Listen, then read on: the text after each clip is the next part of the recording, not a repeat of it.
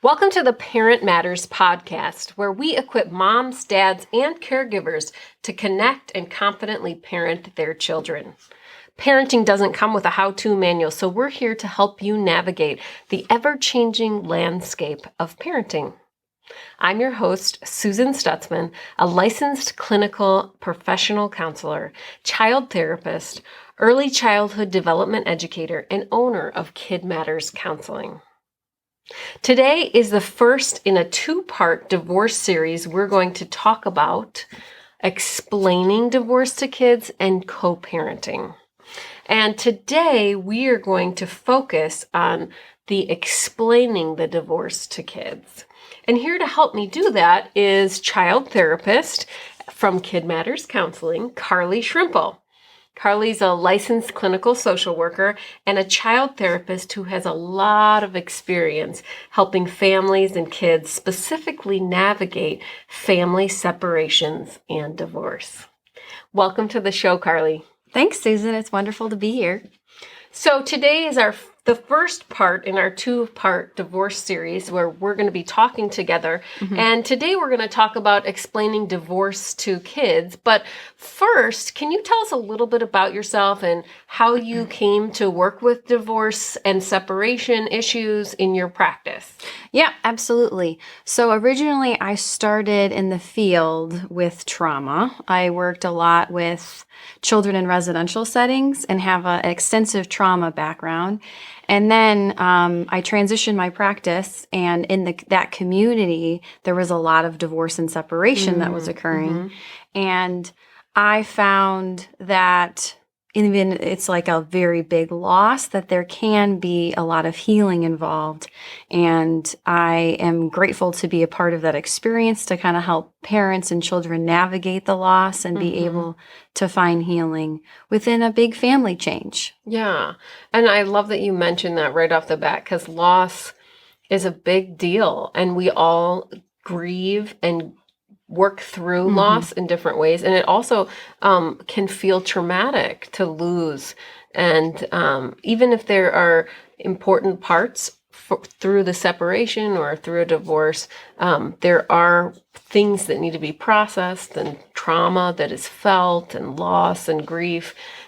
So what an amazing background to be able to bring that into your work with families and kids through separation and divorce. Yeah. Well, I'm really glad you're here.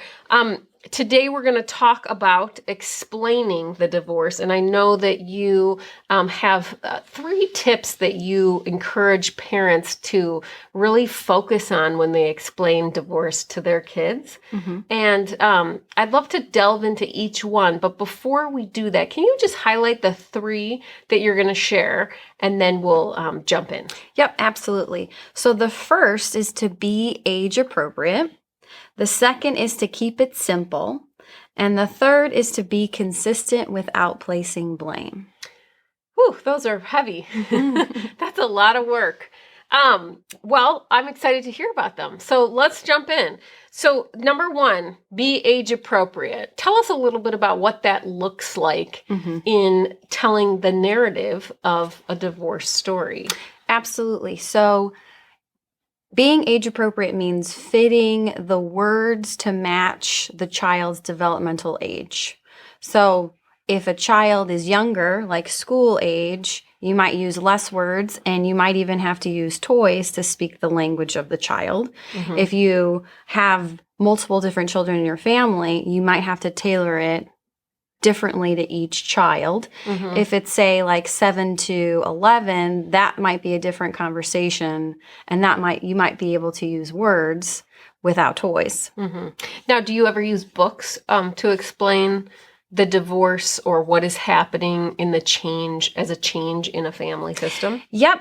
So there are books and there are resources that you can give to parents to kind of help, but I like to tailor each story to the family. So every family is different and their story is different, and the readiness of parents that they are willing to share with their child changes over time, which is important to note that through divorce, it doesn't mean that you only share the story once. It means that you are sharing the story multiple times throughout the child's lifespan. Okay. Yeah. No, I think that that's important. And I think that'll play into the being consistent without placing blame, because sharing a story that's age appropriate is really important, but it can be really challenging and tricky, especially when, like you highlighted, there are books that can tell parts of things that are true for you, but not parts of things that are true for everyone. And so it's like, what do you do? How do you really tell this? And kids might ask, did that happen? Or is that true about daddy or mommy? And tailoring. So walk me through maybe how you would do, how you would encourage a parent in an age appropriate way to share the divorce narrative if there was a 5 and a 7 and a 9-year-old in the house. That's a great question.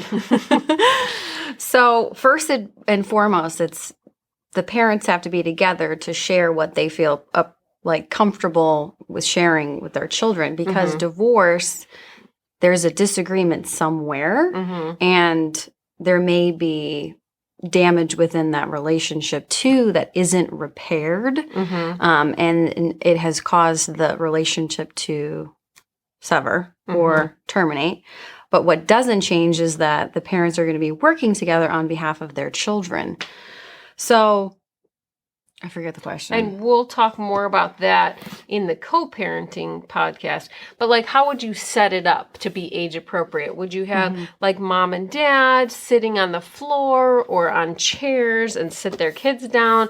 Or would you have like 2 doll houses out and have dad read some portions as mom shows the narrative through play? Like, 5 to 9 is a big age range. Yep. So is there something that you would recommend like that? Yep. And it too really depends on the child. Like your child may, like if they're 5, maybe even 5 to 7, maybe they do need toys.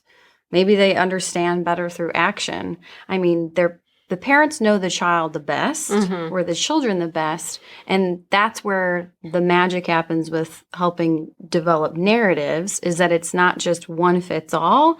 It's, okay, so maybe even though you are 7 years old, you may need toys or puppets to explain that you are going to be living in 2 different homes and that the family's going to be changing. If there's like a wide age range, you can, sit down and have a family meeting and say one part of the story. And if other like older children have questions, you're also prepared to answer those questions to meet the needs of that child. Yeah, that's really helpful.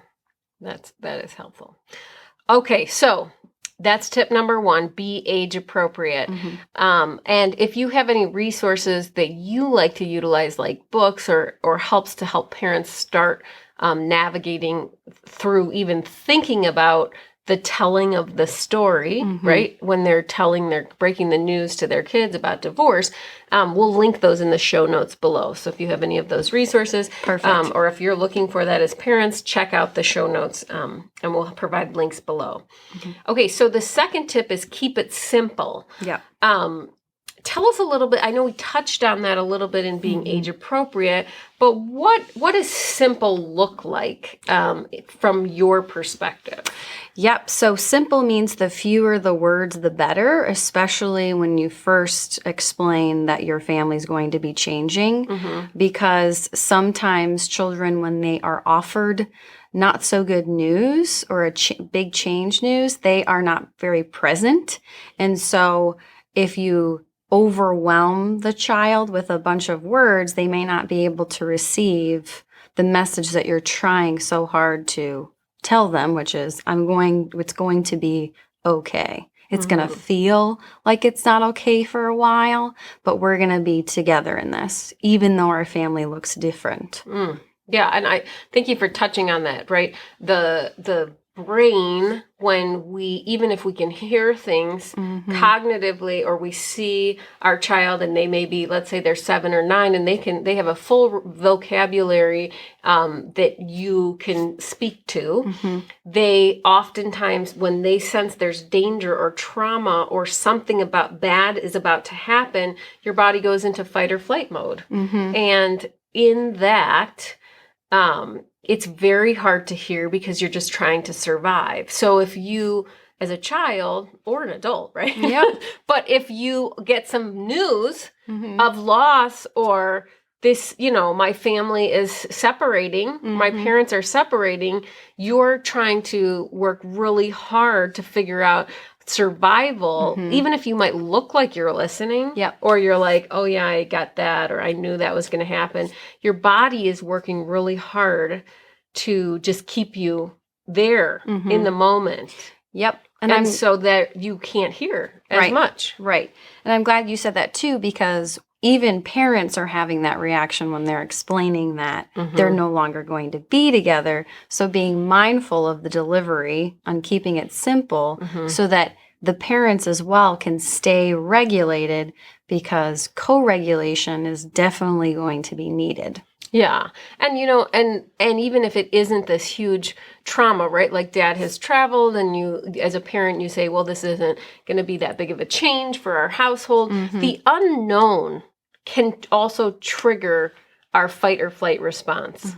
And being incongruent in the environment as well. So if you're not being age appropriate, right? You're talking in this really high language, or if you're saying it's going to be perfect or it's not going to change at all. That for a child, they know that's not really real or it's not congruent. It doesn't match up. Right. Nothing's going to change, but mom and dad are separating. What? Right. So again, that's that going down into that fight or flight. So telling in age appropriate and small little doses, you're saying, is really helpful. Yeah. So an example would be like, mom and dad are no longer going to be living together. That could be the first part of the narrative as it's ongoing. And then if a child asks why, that can be a simple answer as, well, your dad and I work better when we don't live together. Okay. Yeah. That is pretty simple. Very simple. Yeah. And then I could imagine, okay, what does that mean for us? And so when you talk about a simple narrative, do you help parents work through those questions too? Absolutely. Okay. And that leads into the third tip very nicely. Yeah. So which tell us is about it. Yeah. Be consistent without placing blame. So this is really specifically geared towards the questions that are going to be asked or the questions that are not asked but are often thought.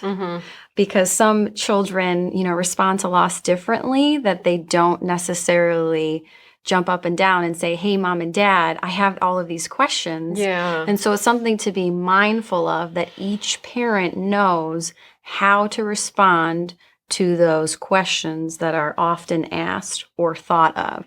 So are you saying, I'm sorry, let me just ask this question. Sure. Are you saying that before you even sit down with your children, you're suggesting that that the two parents who are separating, they create not only a simple narrative, but they create a list of answers to questions that are simple answers that they can both say the same answer? Yep. Oftentimes that's very helpful. That sounds like they might need a mediator or something.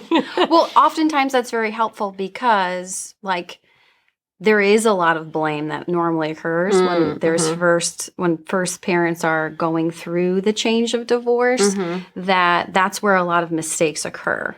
And so setting up the stage of there's going to be questions that are asked. Here are those questions that may be asked or thought of. And this is, again, like an ongoing process. It's not done just one time. It's something that's done over a period of time. And so being consistent, meaning I shared this, and sometimes, parents are put on the spot and it's not a question that's like normal or traditional given in a situation with separation or loss with a divorce. So it's, hey, this is a conversation that I had with our child. And that way the other parent can back up their co-parent and say the same thing.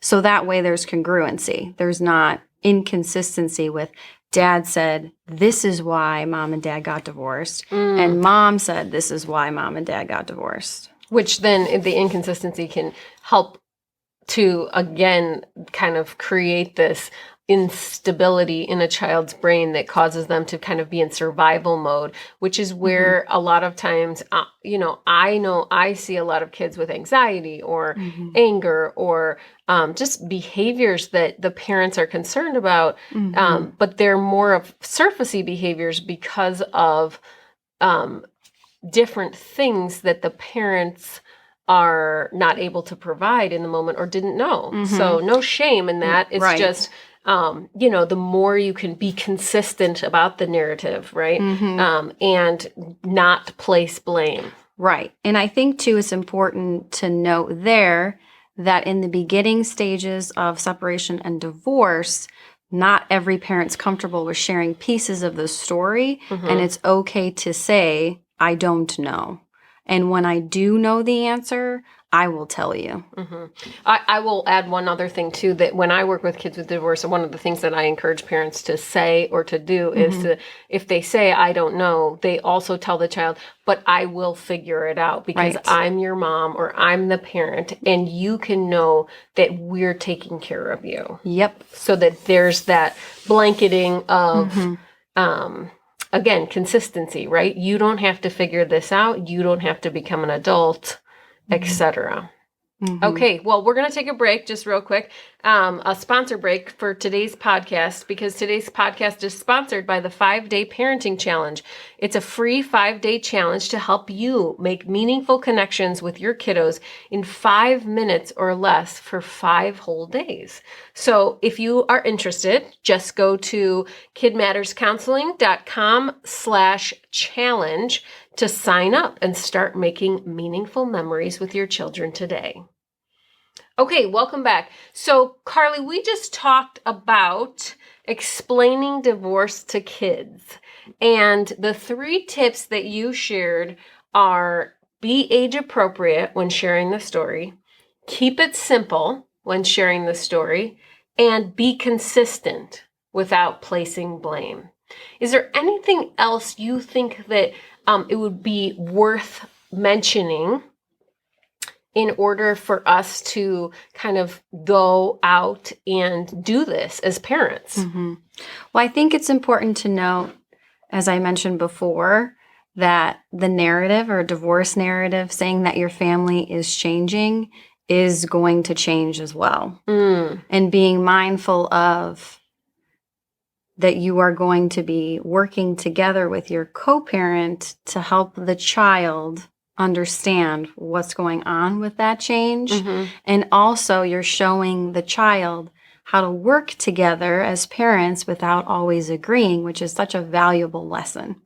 And I think to have that understanding that you are setting up your child for success, to heal from a potential damaging event in their lives, you are doing so by sharing the story of how the family is going to be changing first, and being mindful that it's going to be a process and it's okay to make mistakes, because with every rupture, there are repairs. Yeah, and I love that you said that. One thing that came to mind as you said that is like a painting that you may be working on for a long period of time. I know, like, when my kiddos are in art class, and because we've been in quarantine or COVID life at this point, I've been able to actually sit in on some of those Zoom art classes, which is really fun. And some of it's like multiple weeks, right? Or multiple days of teaching, where it's like you first sketch it out. Then you use a marker and you make it really deep, like with a Sharpie. Then you might color it in or paint it, and glaze it and that type of thing. And you might want to add things at different points for texture. And that's like this, like explaining to parents, you don't have to have it all right now, but you do need to know where you're going. Yes, that's a beautiful analogy. You said that so well. Well, thank you. That just came to mind as you were saying that, because I think it's really hard for parents, especially when they want to grasp onto what is known, but to realize it's going to be a process, and that's okay. Great art wasn't made in a day. Your life isn't going to be made in a day. This is a beautiful story, so let's allow it to not have to be perfect at every point, but that we're going to see what comes, and we may need a little extra in a few weeks or in a few months, and the story may unfold, or we may realize that there's a tree in the picture. Yes. Right. So, doing that. Well, Carly, thank you so much for being here on this podcast with me today. The first part. If people want to find out more about you or about stuff that you've written or done work on, where can they go to find you? Well, they can find me at kidmatterscounseling.com. I have several blog posts on divorce relating to this topic and relating to how to co-parent. Wonderful. And if you need any additional help, you can always give me a call or reach out to me at carly@kidmatterscounseling.com. Awesome. Well, thank you so much for joining me today. Thank you, Susan. Folks. Thank you. All right, folks. Thanks for listening. If you found the conversation useful, subscribe to the podcast, and please join me next time for the Parent Matters podcast. And remember, don't parent alone.